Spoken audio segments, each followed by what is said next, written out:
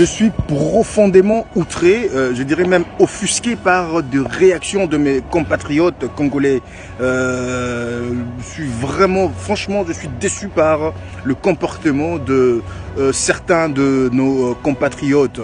Parce qu'il y a beaucoup de réactions sur les réseaux sociaux par rapport à l'élection de Félix Tshisekedi. Il y a De Balouba aujourd'hui qui revendique cette victoire. Ils disent que c'est la victoire des Balouba, donc ils postent des trucs sur les réseaux sociaux, tout ça. Donc vous comprenez vraiment que ça va dans le sens du tribalisme.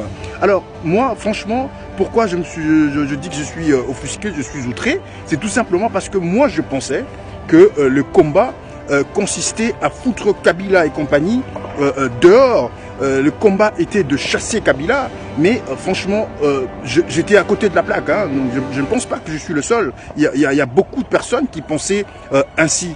Donc le combat ne consistait pas à foutre Kabila dehors, mais c'était plutôt un combat tribal, tout simplement. Puisqu'aujourd'hui, les Balouba considèrent que c'est leur victoire, les Bakongo considèrent que c'était un échec, et les Baswahili aussi disent la même chose. Donc on ne comprend plus.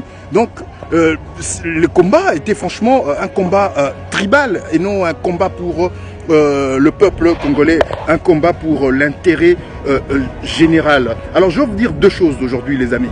Vous devez comprendre que un pays dans lequel le vote se fait sur base de considérations ethniques, sur base des considérations tribales ou religieuses, j'en passe de meilleurs, c'est un pays qui est voué à la disparition.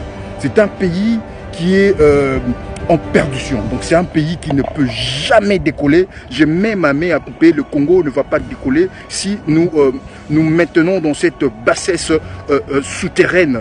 Vraiment, c'est une bassesse souterraine. Même lorsque quelqu'un se présente avec présente un projet anémique, mais tout simplement parce qu'on est Louba, tout simplement parce qu'on est Swahili, on va voter pour ces messieurs, c'est pas moi qui.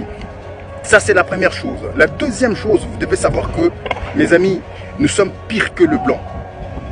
Nous sommes pires que le blanc. Et le tribalisme est pire que le racisme. Pourquoi? Pourquoi je dis cela?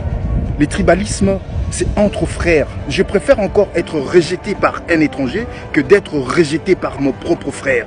Le tribalisme, c'est nous le frère d'une même famille. Donc nous nous entretuons dans une fratrie. Donc ça c'est pire que le racisme, puisque le racisme, c'est un blanc qui ne veut pas d'un étranger, qui ne veut pas de quelqu'un qui n'a pas la même couleur de peau que lui. Donc c'est tout à fait normal. Un étranger, donc on a cet instinct-là de survie.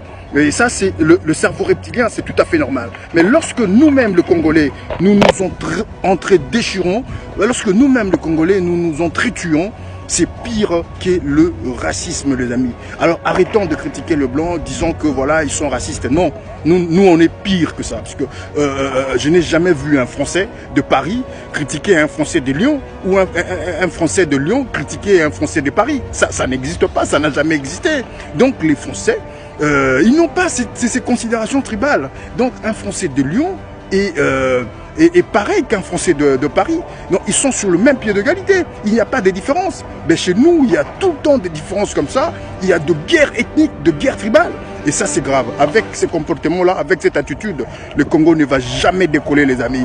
Allez, bye bye. C'est un petit message que je voulais partager avec vous. Partagez ces messages si ça vous plaît. Allez, bye bye.